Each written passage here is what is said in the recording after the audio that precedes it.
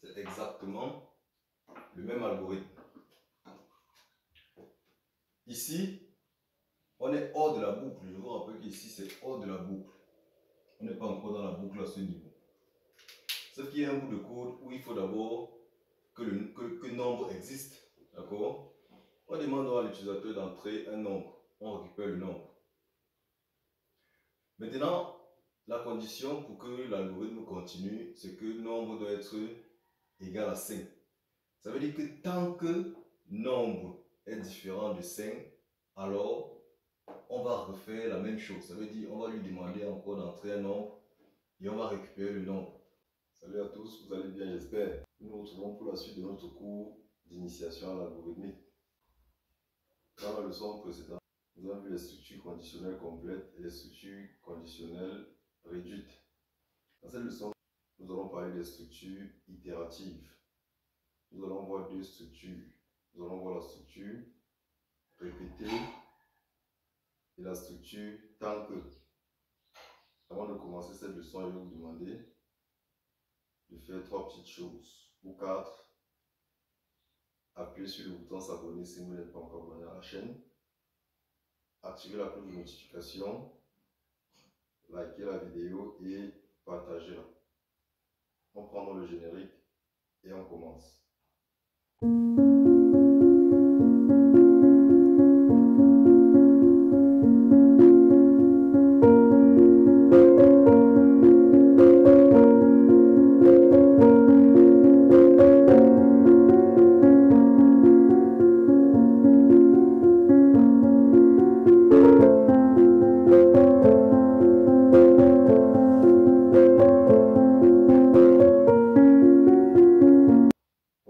Vous devez comprendre que les structures itératives sont encore appelées boucles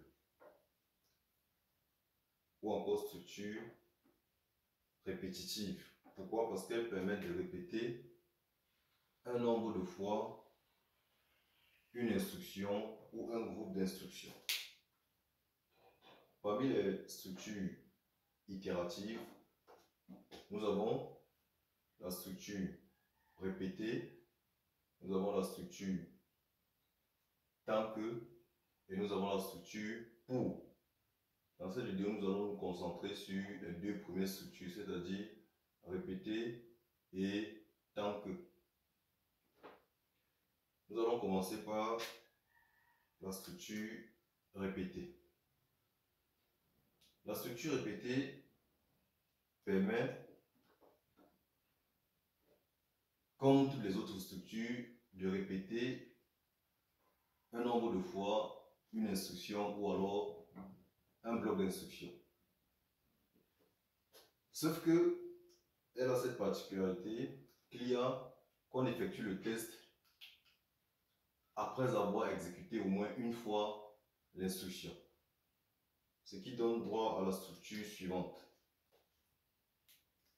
Nous avons ici répéter. On va mettre ça en majuscule. Ici, on va mettre action. L'action ici, c'est l'opération à répéter jusqu'à, entre parenthèses, condition.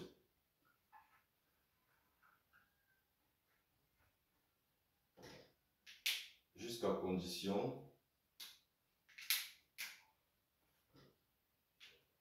vraie. Jusqu'à ce que la condition soit vraie. Ok. Répéter action jusqu'à condition vraie. Exemple. On va dire ici. Ça c'est la structure. En bas on a l'exemple ici.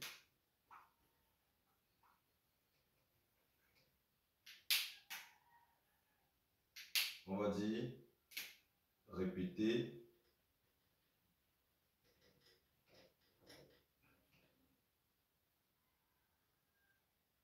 écrire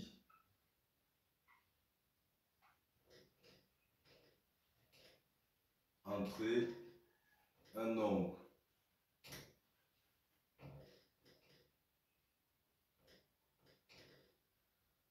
lire nombre jusqu'à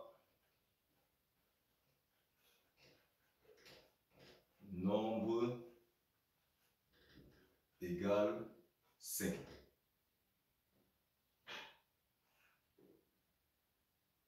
Vrai. Voilà un exemple. Répétez, écrire, entrer un nombre, lire nombre jusqu'à nombre égale vrai. Ce petit bout de code va permettre de répéter ceci, écrire, lire. Mais on va d'abord, la première fois, demander à l'utilisateur d'entrer un nombre. On va récupérer le nombre. Et maintenant, on va vérifier si le nombre est égal à 5. Ça veut dire quoi? Si le nombre n'est pas égal à 5, alors on va encore répéter l'action. Ça veut dire ceci va demander à l'utilisateur d'entrer un nombre égal à 5. Tant que le nombre n'est pas égal à 5, il verra toujours ce message écrit entrer un nombre. On récupère le nombre, on teste. Maintenant, si le nombre est égal à 5, là, on va sortir de la boucle. Donc la condition de sortie de la boucle ici, c'est que le nombre que l'utilisateur doit entrer doit être égal à 5. C'est avec les boucles, par exemple, qu'on va tester l'exactitude d'un mot de passe qui est saisi. On peut demander à l'utilisateur, entrez votre mot de passe. Lire mot de passe jusqu'à mot de passe égale MDP, par exemple. D'accord? Maintenant, tant que le mot de passe n'est pas exact, il verra toujours ce message, entrez votre mot de passe.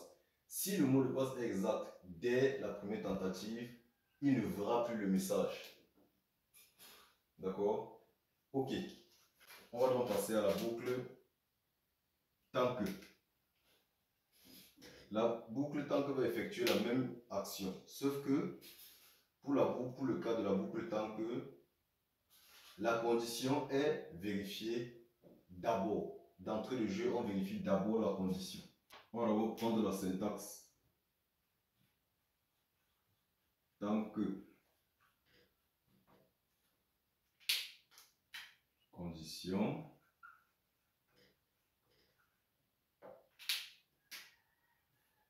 Fait.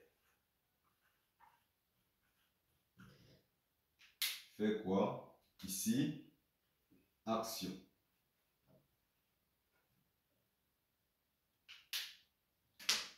Fin. Tant que.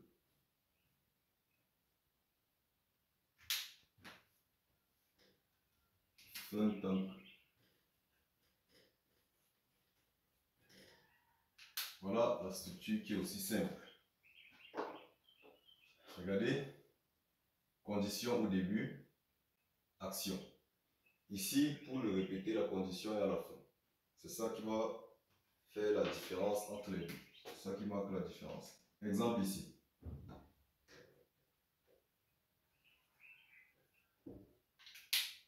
On va écrire ce même bout de code. Ce qu'on va d'abord dire ici. Écrire. Entrer un nombre. Lire. Nombre. Maintenant, on entre dans la boucle. On va dire tant que. Au lieu de dire égal, on va dire tant que nombre différent.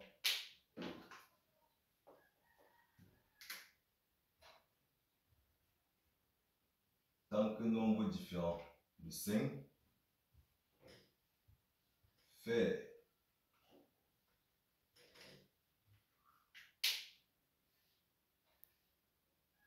tant que nombre différent de 5 fait, on va dire ici,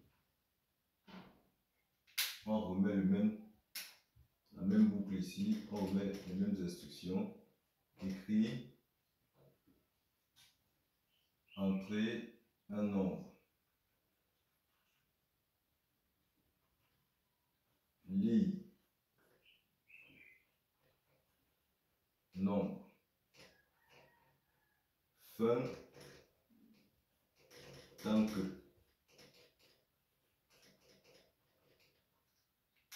Voilà. C'est le même, c'est exactement le même algorithme. Ici, on est hors de la boucle. Je vous rappelle qu'ici, c'est hors de la boucle. On n'est pas encore dans la boucle à ce niveau. Sauf qu'il y a un bout de code où il faut d'abord que nombre existe. D'accord? On demande à l'utilisateur d'entrer un nombre. On récupère le nombre.